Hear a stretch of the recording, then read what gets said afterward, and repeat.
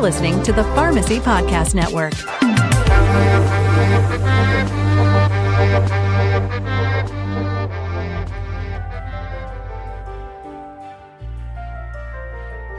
Welcome to the Holistic Pharmacy Podcast. I'm your host, Dr. Marina Buksov, holistic health coach, clinical herbalist, and functional medicine pharmacist, or just holistic pharmacist for short. I'll be sharing inspiring stories of my guests who have shifted into holistic modalities, both personally and professionally. My co-host, Dr. Jenna Carmichael, will be joining me to lead the Journal Club episodes to share an evidence-based approach to holistic and herbal medicine. I'm so glad you're here and hope you enjoy the show. Hey everybody, I'm back this week with another fascinating conversation about the foundation of health. You guessed it, we are diving deep into the gut again today.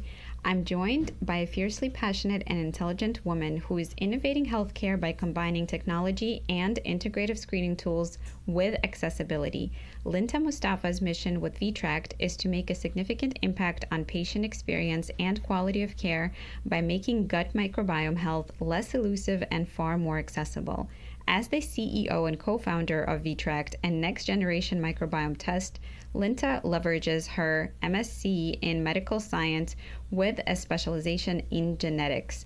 Before founding VTract, she spent several years in banking and building another company that utilized proteomics to understand longevity. Hey everybody, welcome back to the Holistic Pharmacy Podcast. I have with me today a very special guest as usual. Her name is Linta Mustafa, and she is the founder and CEO of VTract, actually co-founder, and this is a next generation microbiome test. So I'm so excited to speak to her today, and I want to start a little bit with your journey and what your background was before getting into genetics. Thank you so much for having me here, Marina. I'm so excited to share this test with your community. So a little bit about myself. I have a background in genetics and medicine. I was set on the path of going to medical school, becoming a physician. I also was a varsity wrestler. So I wrestled in university so you can imagine my schedule, being a varsity athlete and being a medicine student. It's basically the only two things that I did. And I sort of fell into this space because I woke up one day and I had all this inflammation in the joints of my hands. I didn't know what it was, so I immediately went to see the doctor on campus. He took one look at me and he said, "You're so young. I can tell this is not arthritis." Long story short, I spent the next couple of years, a little over 2 years, seeing different rheumatologists, different autoimmune doctors. They said you have something autoimmune in nature, but couldn't really pin down to exactly what it was. And that's what actually was the catalyst for me getting into this space, because I didn't want to be on medication for the rest of my life. And I wanted to figure out what other alternatives there were. So I had a little bit of an advantage because I was studying genetics at the time. So I could read through a research paper really quickly and move on to the next. So I started just doing all this research on my own. Ended up finding a great functional medicine doctor and worked with her for over 5 months. And the main goal when I was working with her was she was trying to heal my gut. And that was so fascinating to me at the time because throughout all of my educational career, the gut microbiome was never really brought up. In any of my pre-med classes and any of my genetics courses, it wasn't brought up. And that worked for me. After that intervention, it reversed all of my inflammation. It's been 7 or 8 years now since then. I've been completely off medication and healthy. And so that is what made me really, really passionate about this space and just adopting this lifestyle of taking care of yourself as you go on about living your life. The main thing, though, that stood out to me about that experience was not only was all the care out of pocket, all of the supplements, everything else, but all of the functional testing was out of pocket as well. And I remember as a student saving up for over 3 months to be able to buy the gut test that she wanted to run for me. And so I had kept thinking about this problem. It wasn't until years later that I met my co-founder, who's a PhD in molecular genetics. He's a virologist. He's an expert in phage therapy. He has delved deep into the world of the microbiome and designing very specific interventions that are countering the approach of using antibiotics that can have a lot of negative side effects. So when I met him, we sat down and we were just having a discussion around this space at general, when we landed on this problem of the microbiome today is so elusive, right? So yes, we have the problem of testing is so expensive, but then also, even when there is testing available, it's so hard to understand what to do, right? Like, today, what's really exciting is that we have integrative pharmacists like yourself. We have integrative dermatologists. We have integrative medicine, allopathic medicine doctors, right? But not all of those folks have a deep understanding of microbiology, which is unfortunately kind of what it comes down to in today's world. If you're trying to understand the microbiome, you really have to get a sense of, what does this bacteria do? What is the mechanism of action? How does that impact health?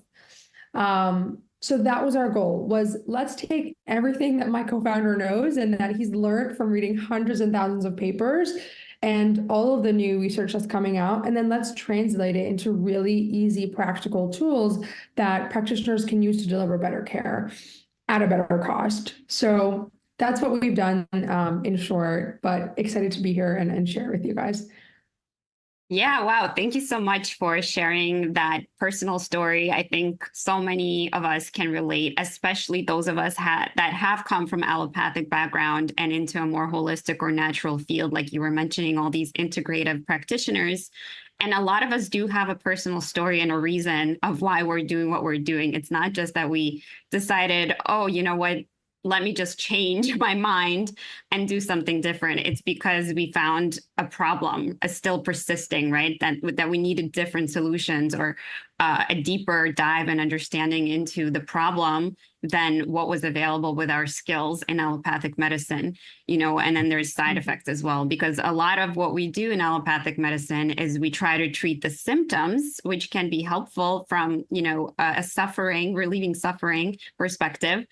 And a lot of it is through medications and chemicals and like modifying biochemical reactions in the body. But we often fail to address the root cause. So that's kind of what you were mentioning, that the gut test was really showing you, is that the microbiome was at the root cause level, showing you at like a downstream effect that you were experiencing in your joints. So before, you took a medication or got treated for arthritis or whatever, it's good that your doctor had the foresight to suggest doing a deeper dive, and that you found the integrative care, and that you also were able to invest into that care, because like you said, because it's not part of the mainstream and conventional, it's not covered by insurance. And it's, unfortunately, a lot of people, if they really do want to get to those root causes, they have to make those decisions to prioritize that and to spend out of pocket money in order to get that resolved. So it's a lot to kind of process, and to a lot of hoops to jump through. But I think it's so key and so important to have these conversations, so that more people can start to get the understanding about what really is at those root cause levels. And the microbiome is a huge missing piece of it. And probably like over the last decade or two, we've really started hearing this, word about the microbiome and how it's connected to literally every facet of health. And I even like to connect it as like a microcosm of what's going on in a person. And then a person is also a microcosm of what's going on the planet. So it's like, we really have to get truly holistic and understand all these interconnections between what we're doing to ourselves, to the environment, and then how that is all a cycle and how it's all connected truly. So it is really an ecosystem. And I believe like that's where the holistic health movement and industry must go. So I'd love to hear just like a brief description of the microbiome from you, and what your understanding is about how important is the role and how important it is to get the proper testing and evaluation. Because I think, one thing that you mentioned in your story is that that test was really, really key for you, right? But it was just not affordable for a lot of people. So I love that mission of yours. And I would love to also hear your thoughts about like test, don't guess, right? Like how much of it must we test before we give somebody a treatment plan? Yep. So I'll start. I think what's really important to note in this space is what we know, what we can be confident about talking about that is evidence-backed by scientific literature, and then what we don't know, because there's stuff in this field that we don't know, right? And I'll start off with that. What we don't know is what a standard healthy microbiome looks like. So Marina, you and I could have different microbiomes, but still be healthy, right? Now, moving on to, and I think what's interesting there is like people with different ethnic backgrounds living in different parts of the world, which is why I thought what you said was so refreshing, and that the way we interact with the world and in our environment is very different depending on where we live, how we experience the world. And so if you look at remote communities, they just have a far more diverse microbiome than if you're living in a big metropolitan city, just a function of your environment. But both of those people can be healthy, right? So what we do know, though, from literature is the signatures of a healthy microbiome. And I'll break that down for you. So the way at looking at the microbiome is by one, understanding the life forms that are living there. And currently, the microbiome is made up of over 96% bacteria, right? So a lot of the times, practitioners are really interested in trying to understand and look at, are there roundworms, parasites, et cetera. But most of the time, because the microbiome is mostly bacteria, it's bacteria that's the culprit. So when we were designing this test, we really designed this test to be the best test that you can find to figure out bacterial gut dysbiosis. So this is our first test. We don't show other life forms, we really focus on bacteria. So the two main things when we look at the microbiome is one, what is living there? And then two, what are they producing, right? Because what happens is as you consume different types of foods, they send different signals to the body. And the reason for that is different types of bacteria have a preference for consuming different types of foods. So then what you eat actually decides what type of microbial community is actually starting to form and live together and create this sort of symbiosis environment that your gut that makes up your gut flora. So our test is split up into 3 different parts. The first section is the life form sections, where we talk about all of the keystone probiotics that should be in the microbiome. Then we talk about the commensals. These are bacteria that essentially keep the homeostasis of the gut. And then the third thing that we talk about are pathobionts.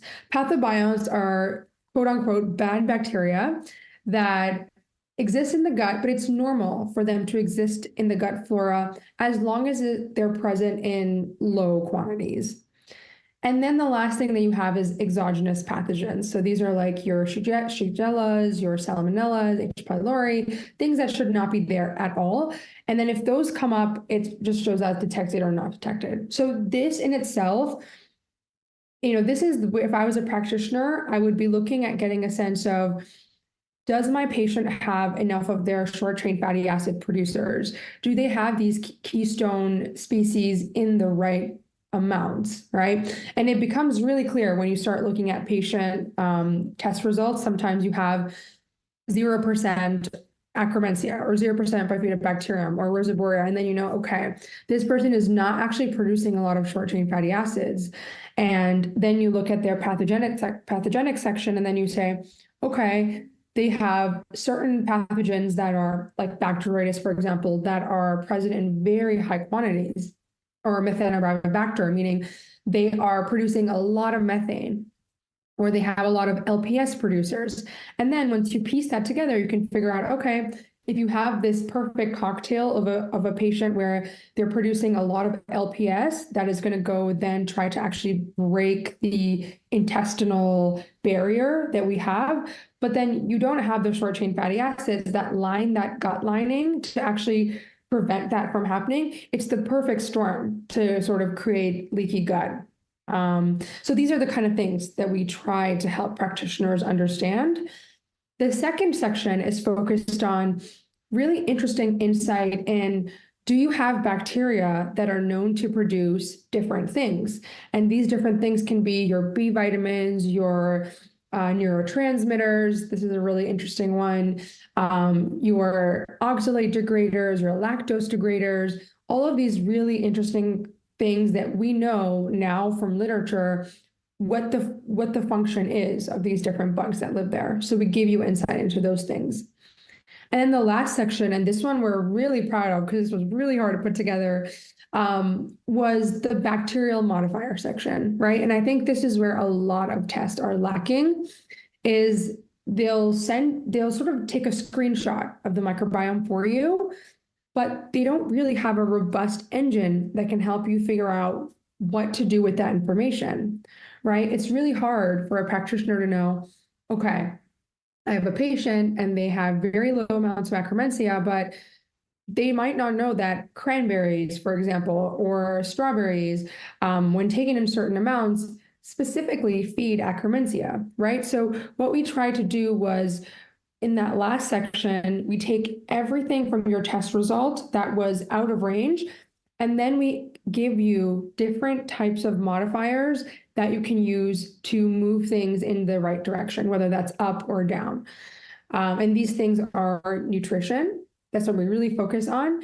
But they're also come in the form of prebiotics, probiotics, and supplements and lifestyle interventions. Yeah, I was really impressed because I actually got the opportunity to use this test, and now I've started using it with clients as well. So I was really impressed with the way that you just described were the sections of the test, and then also the interventions. Like you said, it's not like product centric, and it's not even just bacteria centric. Like it actually tells you, you know, the lifestyle and the food approach to address it. Because like we were saying before, yes, the microbiome shows you the root cause disbalances, and there's something that's even deeper at the root cause that is having your microbiome look a certain way, right? So those are the deeper things that we need to address, like stress, like lifestyle, like sleep, like what foods we're eating. And those are the interventions besides introducing specific species that we can also be utilizing in a treatment plan. Mm-hmm. So I want to back it up just a little bit for our audience that may not be familiar with the microbiome. And so let's just define what it is and what can mess it up and how it's relevant to all parts of the body. Yeah. So think about your microbiome as a jungle. You have different life forms that live all together harmoniously, and they kind of work together to keep certain things in check, right? So the microbiome has only a finite amount of information of space, meaning only a certain amount of life forms can be present there. Meaning, if you have a certain bacteria or bacterial species that's totally overgrown, it means that there's just less space for other life forms and bacteria to live there. Or you know, it could be your archaea, whatever else that live in the microbiome. So think about it as a sort of a space where different life forms exist, and they help you process and break down different foods and different chemical signals from your environment. And then they in turn produce metabolites that then actually have a lot of different downstream effects on your health. And these metabolites that they produce can be anywhere from neurotransmitters, vitamins, different bioregulators, different forms of metabolites that other life forms need to exist. So it's a very complex system that all works together. But I think what's really fascinating in today's environment is we know so much about the microbiome. And I think So to give you an example, 2,000 research papers come out in the microbiome space every single month. There is a litany of scientific evidence. And I think the challenge in today's world is not that we don't know enough, but how can we take all this information and actually put it to work? Yeah, so like sifting through it and drawing conclusions and parallels from that information. And I'll have to say that, today we have an evidence-based model, which is great, right? And it makes sense and it's logical. And also it's sort of inherently has some biases, right? Like we've known about publication bias and confirmation bias and like all this other kind of stuff. And so you can literally probably find literature for whatever it is that you're looking for. You can find literature that will probably support and back your claim. And at the same time, when we're looking at all of it, and now using, I think your system uses an AI-backed model, right, to sift through the literature and like get information from all of the sources, which kind of decreases the bias a little bit because now you're looking not just at one study, but you're pooling all this data and then you're trying to see what is in common, what's a common thread among all of them. Yeah, that's exactly right. And I think you're bringing up a really interesting point is there is an art to designing an engine that does not have biases. And so the way that we do it is we have a team of PhDs that are in charge of taking everything that comes out of the AI model and reading every single paper.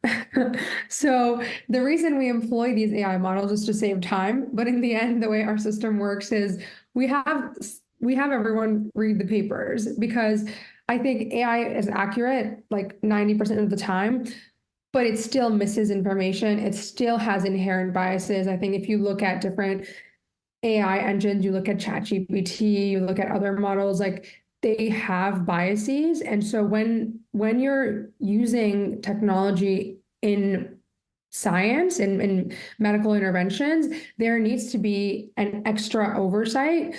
And so the way our model works is it essentially reads a research paper for you and it extracts the key pieces of information. And then what we do is we put it through an assembly line where we have to have PhDs who are experts in that specific field to read that information again, make sure it was accurate. And then the last thing we do, which I think is really important, and I haven't seen in other companies do, is we assign weight to papers.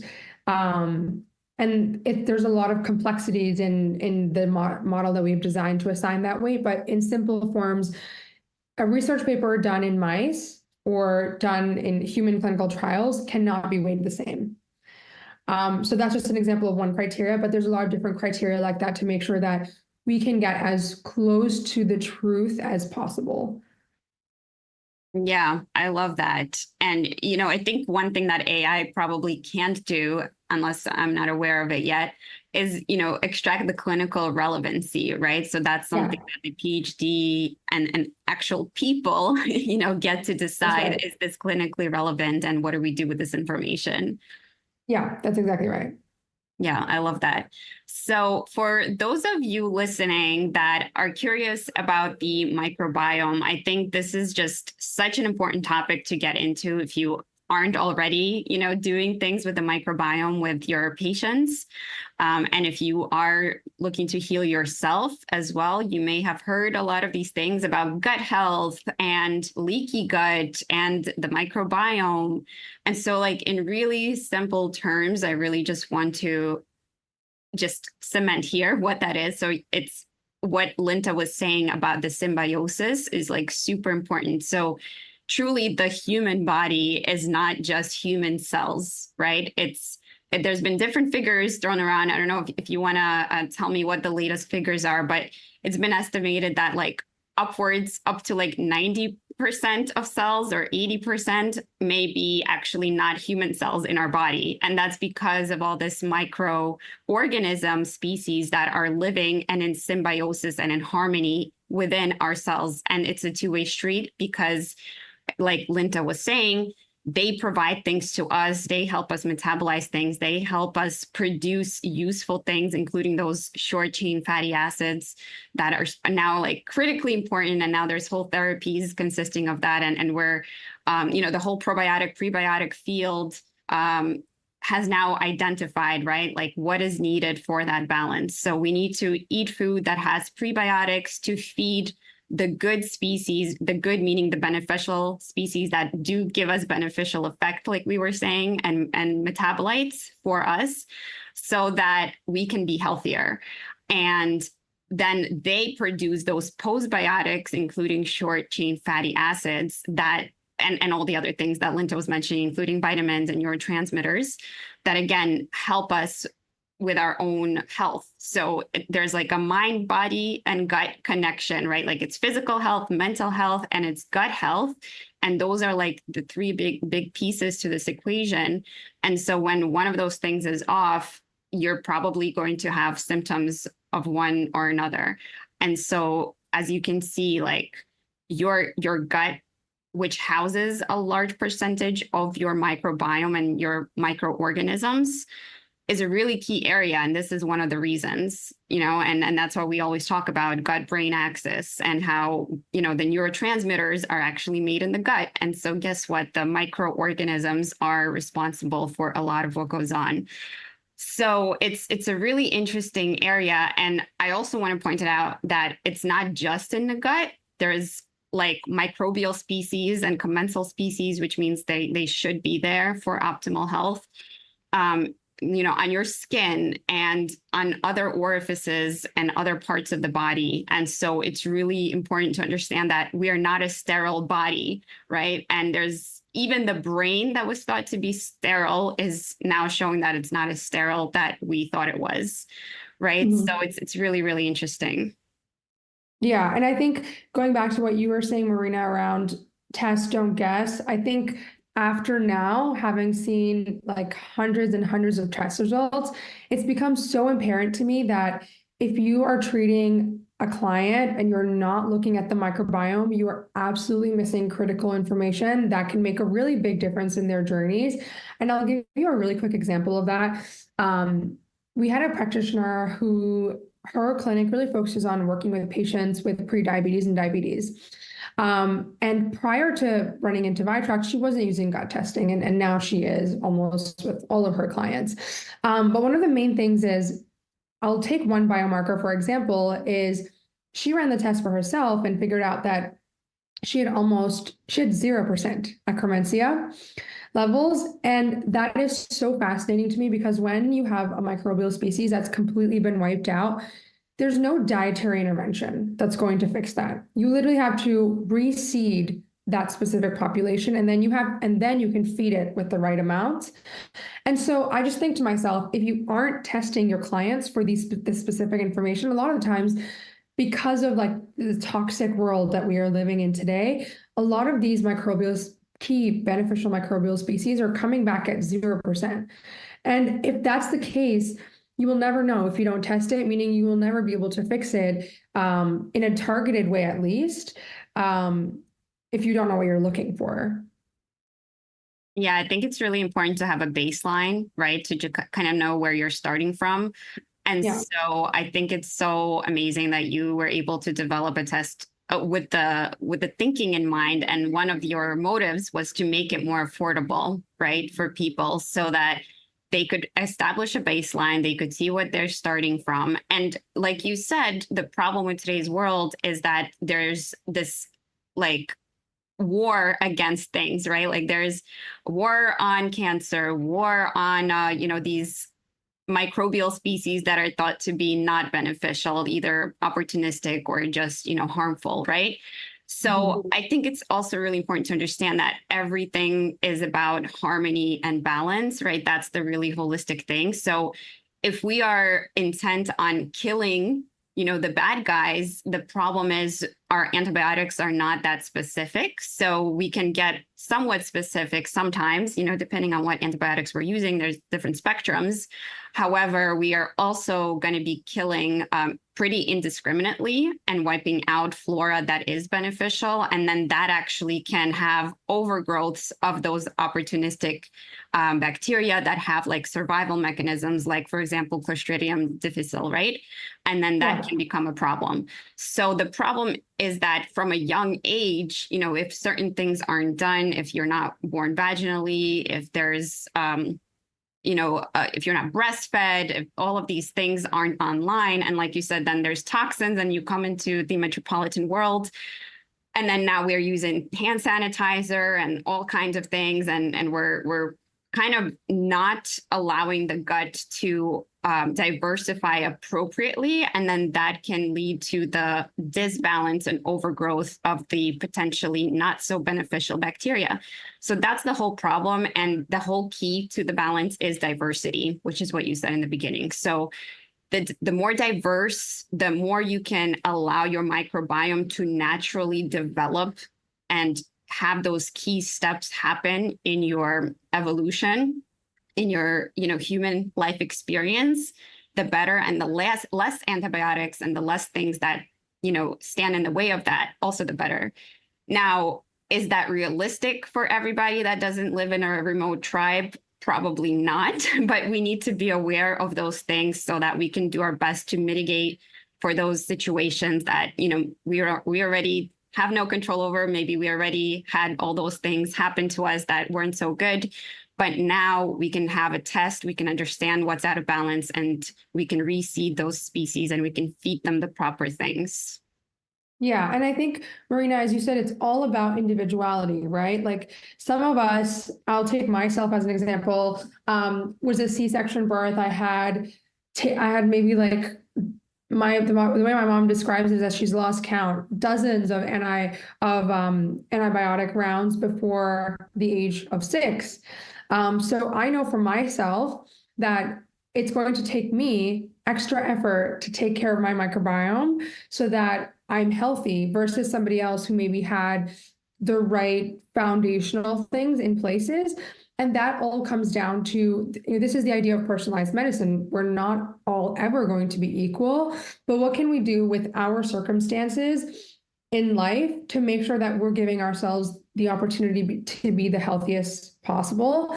And I think that was one of the reasons why we really focused on, let's make this test that is this foundational microbiome test that everyone can take at a price that is affordable. So I'll go into that a little bit.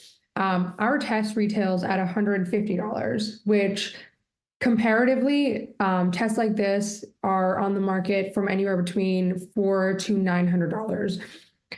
And that makes it really hard to, let's talk about it from a practitioner's perspective. Before, practitioners would have to decide between, say you have 100 clients, well, maybe only 10% of your clients can afford that test. So you have to find out a different way to work with the other set of clients without having this insight into what their microbiome looks like.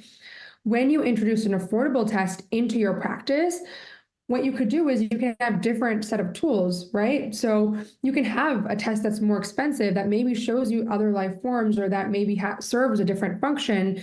But then you can also have a test like this that you can then run for maybe all of your clients, right? And then the really cool thing that we've seen is that's changed the way that practitioners deliver care, because now they know, okay, I'm going to get a stool test and I'm also going to get the health information, sort of health backgrounds, conditions, medications for my clients.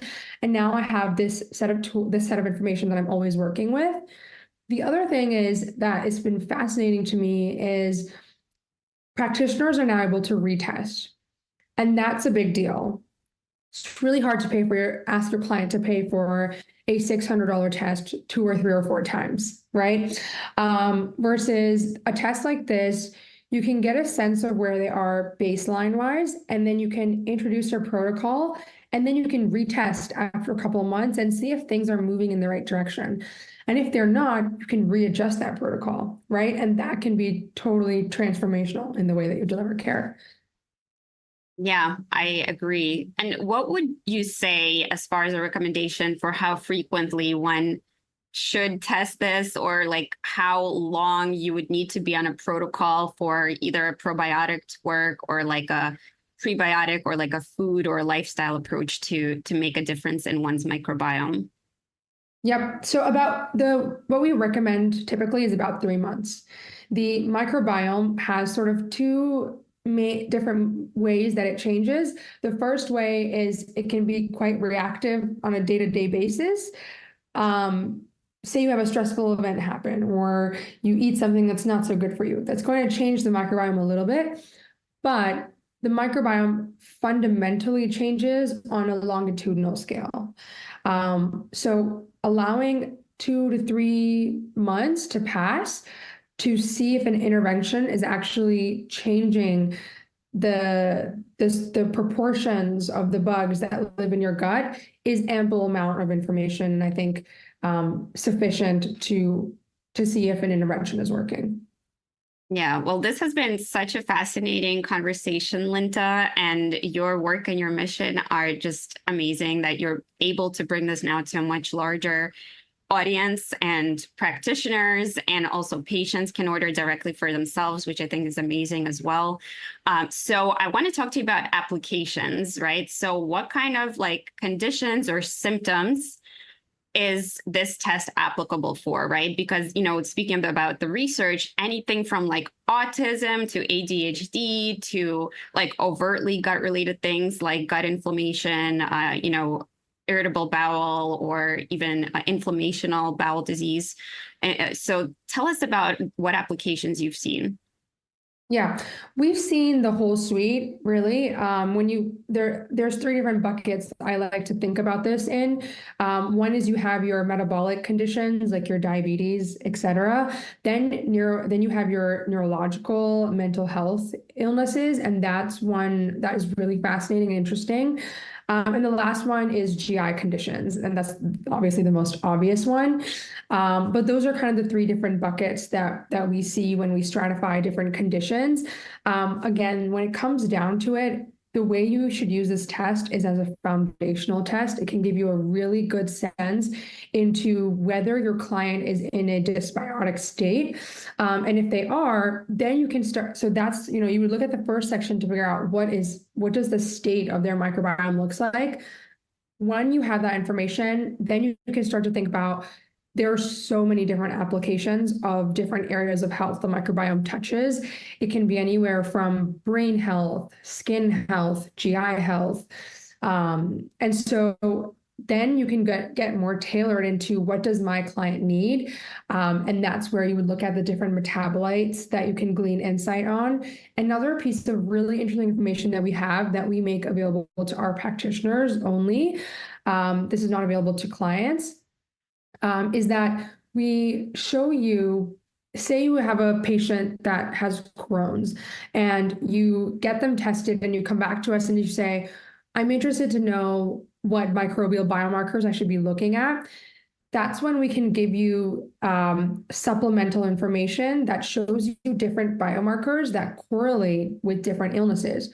Crohn's, as an example, Blautia is a biomarker that is always, always, always, we've seen low, and this has been shown in literature too, but now it's interesting to see in practice. It's always low in clients that have Crohn's disease. So a low-hanging fruit is looking at that biomarker. If it is low, great. That's an opportunity for you to work on that and sort of upregulate that and see if that improves their symptoms. But this goes back to what I was saying at the very beginning of the conversation is we have a good understanding of what different microbial signatures are for different conditions. And we make that available to our practitioners so they can say, okay, when I see a certain signature, I know that this client could be suffering from this condition. The reason we don't make that available information at large is because we don't want this to be used as a purely diagnostic test. This is meant to be a functional test. That doesn't mean that information is not very useful. So we do make it available. Yeah, I have to say again, I'm really, really impressed with your dashboard. You can even use it as like, an overall dashboard for a client where literally, you can document the lifestyle and the diet, like everything that we talked about and the microbiome. Yeah. And then you even extrapolate information to like the neurotransmitters that are supposed to be produced by specific species, right? So it could be really, really targeted depending on what you're specializing in and what you're working on with this client. And then you have the practitioner support calls, which are really, really useful. So, Linta, I want to thank you so much. And I want to invite you for like 1 to 2 minutes of rapid round questions before I let you go. All right, let's do it. Okay, awesome. So, what would be your number one health advice for anybody listening that they could do right now to improve their health? Eat real foods. Anything that is a real food that's not processed, most likely always good for you.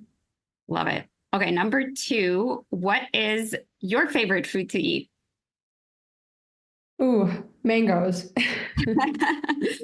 Wow. Yeah, it's delicious. I have to say this.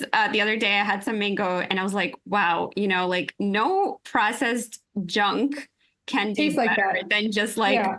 a fresh, fleshy mango, like nothing That's so compares. true. It's so good. It smells so good. Yeah, like you can't compete with what is available naturally that's provided to us by the earth. So, last fun question is tell us like a little fun fact about yourself or what you enjoy doing. I have a mini Pomeranian. He's a 5 pound dog who is like my sidekick. He's with me all the time, and I spend all my spare time just like outside walking him. I spend a lot of time in the nature. So my pro tip is get a dog, adopt a dog, and you will spend so much more time outdoors than you do without one. Yeah, it's so funny. Either pets or kids usually For like kids. force you to go do something outside and beneficial for yourself. So yeah, definitely do that. Yeah. Yeah, Linta, thank you once again. And just tell us where people can find more information, maybe set up a call with you or the team, and what special offer you have for the listeners. Yeah, so if you use Marina 10, that will get you 10% off tests for yourself and your clients. The way to get started is you go on our website, you click on the practitioner tab, and you make an account. Once you make an account, we will reach out to you with the next steps and what to do.